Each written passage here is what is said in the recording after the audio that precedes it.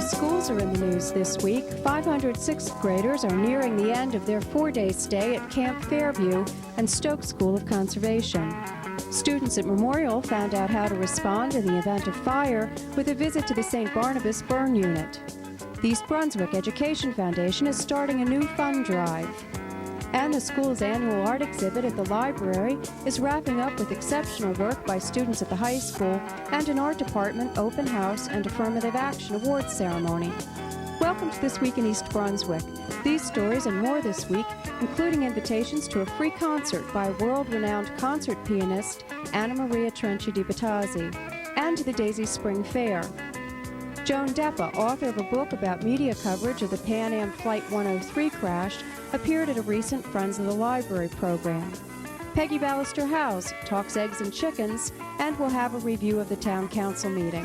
But first, here's a look at programming next week on Channel 8.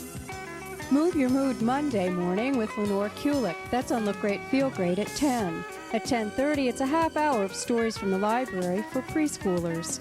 This month, Just Kidding features a trip to the Same-Day Surgery Center, a visit from the Snake Man, and, of course, Kid News. At 7:30, Paul Hansen and Howard Shemitz talk about how to invest profitably with mutual funds on You and Your Money. At 8 o'clock, Judith Lebline explores the world of sports and comic collectibles on Exercise the Right Choice.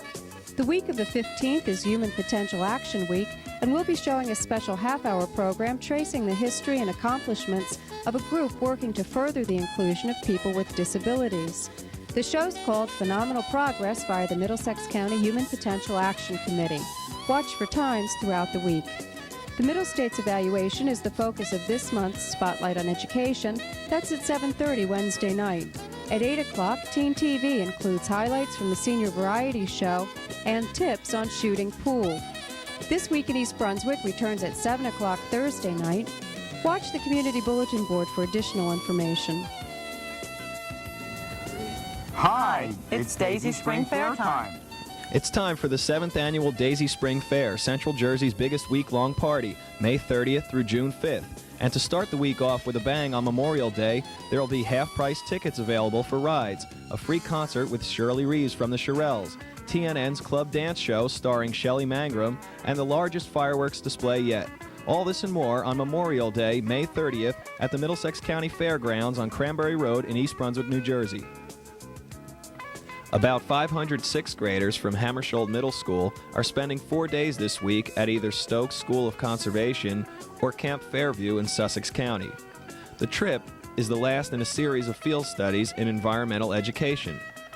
The trip also includes hiking, camping, arts and crafts, and environmental studies and group support activities. This is the spider web. The problem is to get everyone through the web without waking the spider, ringing the bell. The rules are: 1, each student must use a different hole to go through the web. 2, if the bell rings, the spider is awakened. It scares everyone back to the starting point and the group must begin again. 3, no one may touch the bell or the string holding the bell. Those are the rules. Okay, let's think of a plan. The biggest one should go through. Yeah. Okay, Ashton goes through. Ashton can go through. And more than one person can probably go through at a time as long as the thing's not shaking. Well, I think we should just... Wait, the bell's shaking. The bell's shaking. Don't go through until it's stable. Okay, well, go. He went through already. Go, Ashton. Be careful. Wait. Oh. Okay. Okay, next person. Go ahead. Can I go through this one then? Go through this one. Wait. I'll help your shoulders when you're through. Wait, wow. There you go. Yeah. Oh, he's flying. Good work. Good. 2 left. Okay. But when are you going through? A lot of hands. There are a lot of hands. Right here. This right here. Okay. Here we have a map of how to go from our camp to Sunrise Mountain. Would you be able to go there using just this map? Yeah. No, not mine. You kind of could. Because that's like the whole entire Stokes area, and it's not just on the map. So it doesn't show like the main routes on there. Do you see any kind of road that goes from our camp straight to Sunrise Mountain? No. So what it means what about the trails? There are some trails. You have to be able to, you can follow trails, that's true. But there's some trails on the exact top of it, and where we are, you're going to zig and zag all over the place to get there. But there's another way of getting there much faster. Oh, by helicopter? Using a compass.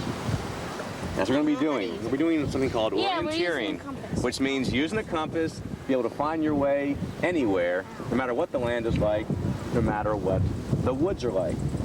Now here's how you're going to use it. Suppose you want to go, let's say, 60 degrees. Well, you have your housing, which kind of turns and spins. What you're going to do is to bring this housing around, so eventually you have the 60 degrees lined up right on this painted arrow. You follow that? Then you're going to go ahead and you're going to keep moving around until this little red needle goes inside this painted arrow inside. Once it goes inside there, that means you're then facing the right direction. And then you're going to go ahead and follow this painted arrow to where you want to go.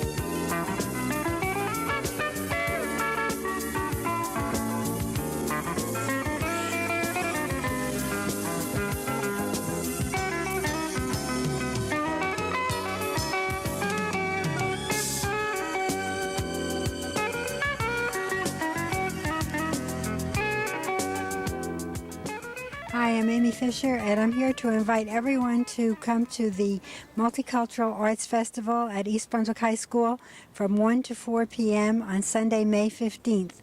The title of the festival is Americans All, and we're going to have art and music and dancing and food from various countries.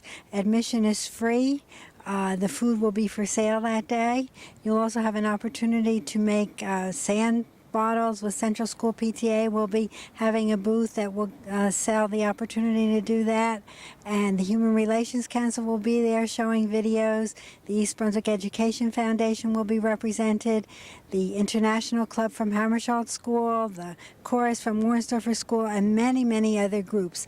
You'll also have the opportunity to see high school students doing airbrush and ceramics and woodworking, and you'll learn how to make easy snack food in a home economics class. We have a t-shirt that's for sale. If you'd like to buy one before the festival, you can order one in any school or by calling my office at 613-6726. The t-shirts also will be on sale on the day of the festival, as will our cookbook, Tapestry of Taste. It will be a day that will be fun for the whole family, so we hope everyone comes. That's 1 to 4 p.m., Sunday, May 15th at East Brunswick High School. We hope to see you there.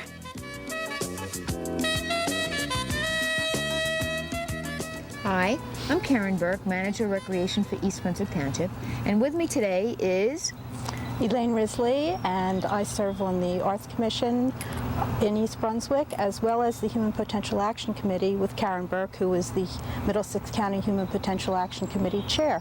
Wow, is that a mouthful? Yeah, it always is. We're pretty excited because on May 15th at 7:30, and that's a very unusual time for the library to have a major event on a Sunday evening, but at 7:30 we're going to have, you say it the best.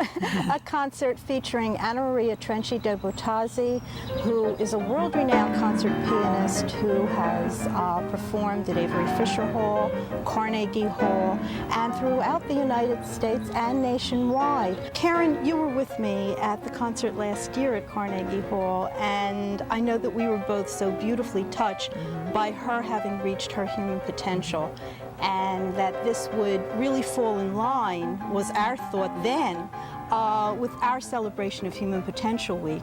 Which is May 8th through May 15th this year. So consequently, after the concert last year, Elaine and I were fortunate enough to have a personal audience with Anna Maria, and she agreed to come to East Brunswick just based on the fact that we do so much in this town to help people with disabilities. And so we're very, very excited. This woman has performed for our president, for the Pope, just numerous places. She's the major fundraiser for the Red Cross.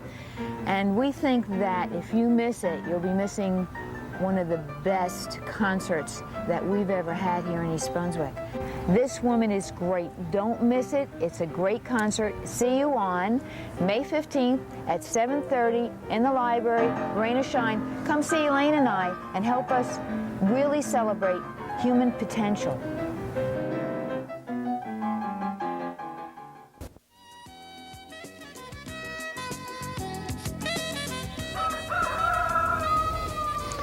Hi, welcome to Blooming Acres. This is Mimosa. She's my favorite chicken of the whole flock. She's a white-crested black Polish chicken, and we've had her for just about a year now. She arrived last year on Easter Sunday. We got a phone call from the post office that she and her friends had arrived at the post office, and we rushed down to get her. She was a couple days early, so we weren't quite prepared for her. But she's a year old now, and there's 22 chickens in the flock, 2 roosters, and 20 hens. And this particular one lays white eggs. But they don't all lay white eggs. We have brown eggs in varying shades, from like a dark brown to sort of a pale pink, and green eggs, and speckled eggs.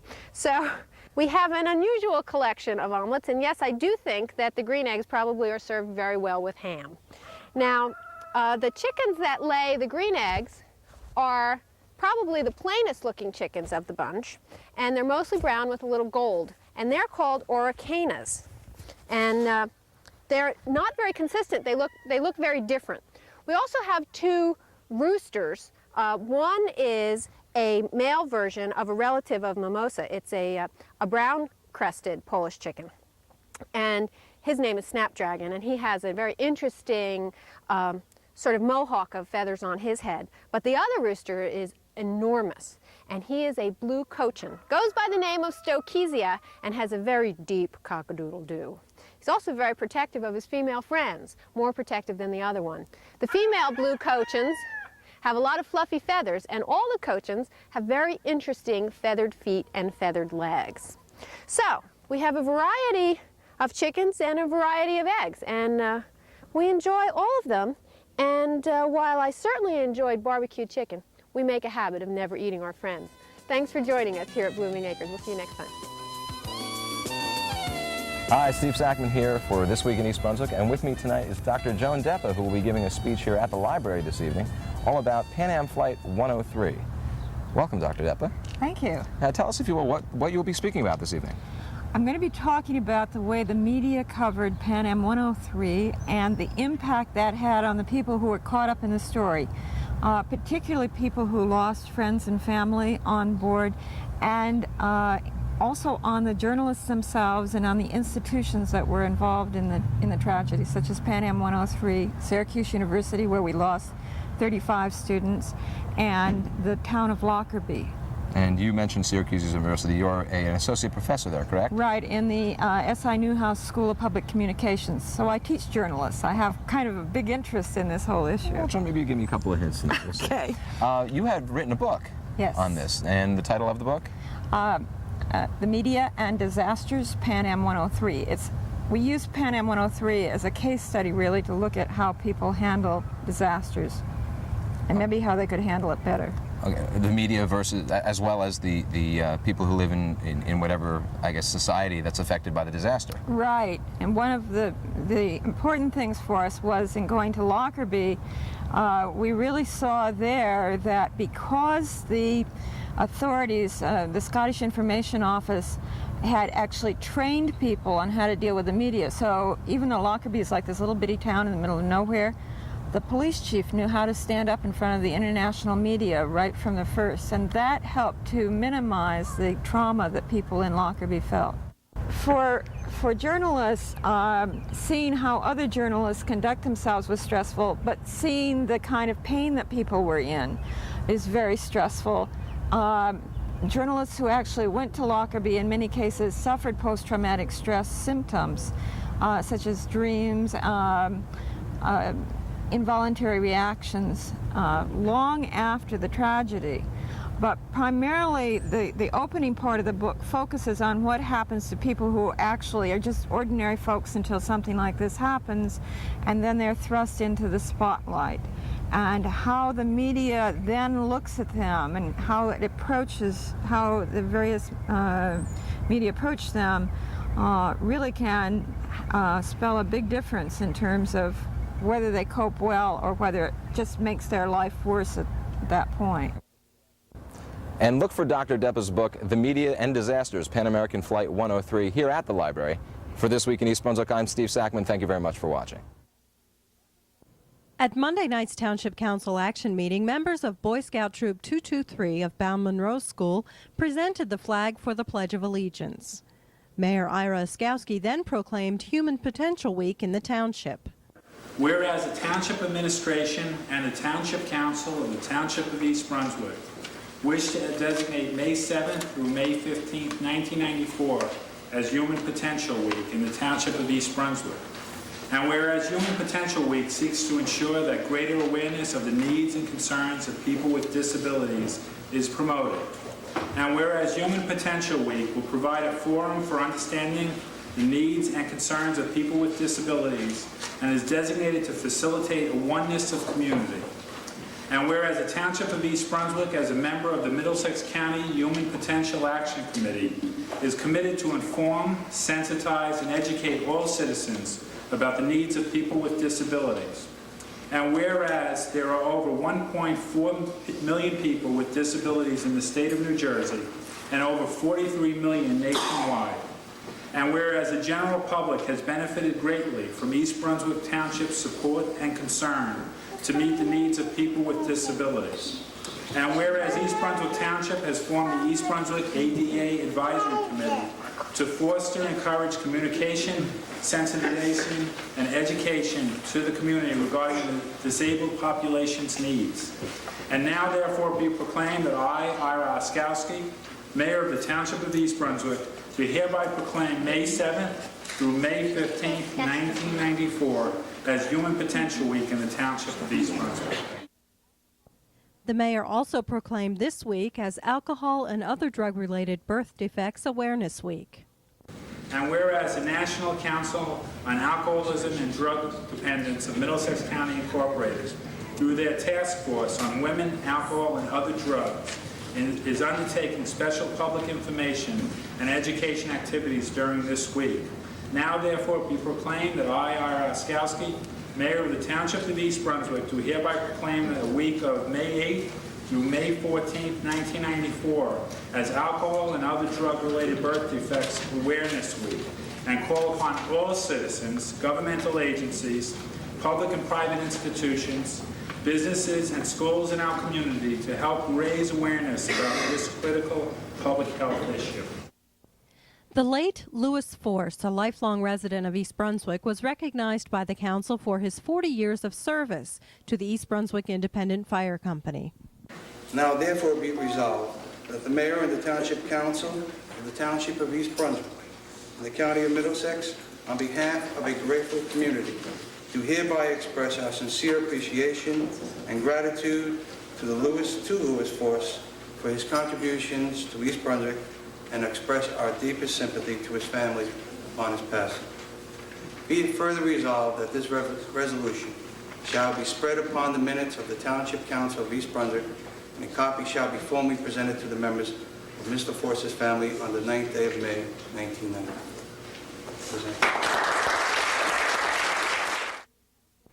Also at Monday night's meeting, the council agreed to form a committee to review the proposed $3 million communication system for the Department of Public Safety. Council President Tom Clark recommended that he and Councilman Vince LeBlanc be the council representatives to the committee. Other council members will make recommendations for other committee members, and the council will take action at the May 23rd meeting. Supporters of the proposal for the new emergency communication system opposed forming a committee, fearing it would take too long to implement the system. The township last upgraded the communication system in 1978. In other council news, the council, after much debate, voted 3-2 to cut $10,000 out of the 1994 attorney's line of the municipal budget. Some council members argued that it was a feasible cut. Township Attorney Bert Bush stated that extra funds may be needed this summer to implement additional court sessions. The council, however, cut the $10,000. The complete municipal budget should be up for vote at the next council action meeting on May 23rd. Hi, I'm Amy Fisher, and I'm at the East Brunswick Library with two people who are on the Board of Trustees of the Education Foundation in East Brunswick. Here's Susan Lamond and Elaine Stagg. And Susan, you're the chairperson of the Grants Committee of the Foundation. And could you tell us some of the projects that were funded by the Foundation this year? One of the goals of the Foundation was to directly impact the classrooms, and we have done that by sending a special education class to an indoor playground in town. We have also funded several reading programs, and one of the most interesting was one that was a garden beautification program that was requested by an art teacher working with the science classes, and they have developed a really nice garden project in one of the elementary schools. And you also contributed to the trip for the Hpal students? Yes, we did. We gave them a very generous donation to help send the children down to Washington. And that was for the Constitution competition, and again, they came in top 10 in the country. Top 10 in the country, yes, they did. The foundation has been in existence for how long now? We are starting our second year. So you've managed to do a lot in 1 year. And now, Elaine, you're the chairperson of the fundraising committee, and you're starting a new fundraising project. Could you tell us about it? Sure. It's called A Present with a Future, and especially this time of year, we feel that there are people who would like to honor a graduating senior, any student in East Brunswick who's being promoted or did well in school this year. It's something to honor a teacher who's done a wonderful job, past teacher or present teacher, or just any family member that we feel that someone would like to honor or celebrate on an occasion. And what we're asking them to do is make a $10 minimum donation, and what we're going to do is send a thank you card to the person who donated the monies to the foundation, and a lovely note to the recipient to say, in your name, someone has donated to the East Brunswick Education Foundation to help us to do the projects that Susan talked about throughout the year. And how do people go about doing this? Well, we've distributed these flyers out to all the elementary students. We'll be handing them out on Sunday at the Arts Festival, and for the senior award ceremonies, we'll be there for those who'd like to take a form, fill it out at the moment, or send it in to us. And all the information's on the form. And anyone who doesn't get a form can just send the donation. What is the address they should send it to? East Brunswick Education Foundation, 760 Route 18, East Brunswick, New Jersey. Or call us at the Board of Ed office at 613-6708, and we'll give them the information. Thank you very much. Okay, we're going to go into our fire safety house now. We have a lot of things on display. I'm going to ask you not to touch anything for me, okay? If you'll follow me, please. Hi, I'm Amy Fisher, and today I'm outside Memorial School with Celeste Dager, who is the third grade teacher. And Celeste, you have an interesting program happening today. Could you tell us about it? St. Barnabas, which is a fire unit in New Jersey, has brought a mobile home for the children to practice escaping from. Now, how did this all get started? Mrs. Boland, which is one of our mothers, she brought it to my attention last year, and it took over a year to bring it to our school. You already had an assembly program provided by St. Barnabas? Yes, we did. They came in and they had 2 assembly programs, one for kindergarten through 3rd and one from the upper grades, of which she talked about fire prevention and things to do. And she also talked about what they do at St. Barnabas Hospital at the Burn Center. Warren Kirby of the St. Barnabas Burn Center taught the kids what to do in the event of a fire, not by lecturing them, but by asking them what they thought they should do and reinforcing the correct responses. Stressing the need for a safe meeting place for all family members outside the home, he encouraged families to meet in a neighbor's yard. The children had a chance to practice escaping from a 2nd story with a chain ladder, assisted by members of the East Brunswick Independent Volunteer Fire Department, and to practice their stop, drop, and roll technique. Red and yellow felt flames were attached to the children with Velcro, and they were drilled on where to put their hands over their faces unless the flame was on their arms, and how to roll. Down on your knees first. Come down flat to me. Okay, now I want you to roll over twice. Once. Twice. Stop right there. Stop. Now you got to smush that fire out. Smush. Smush. Smush. Smush. Okay. Okay. And you got the fire. These fellas, they're going to smush the flame out. We don't want any air to get in it, so we don't want them to keep rolling right there and smush them. Okay? Tuesday evening, Rutgers University soccer coach Bob Reasso came to East Brunswick High School along with 7 of his players to give a clinic for the East Brunswick Soccer Club. For an in-depth interview with Coach Reasso, watch Channel 8 Sports Talk with Phil Hill on Saturday, May 14th at 10:30 a.m., Tuesday, May 24th at 7:30 p.m., and Saturday, May 28th at 10:30 a.m. That's it for this week. Tune in for an all-new This Week in East Brunswick next Thursday.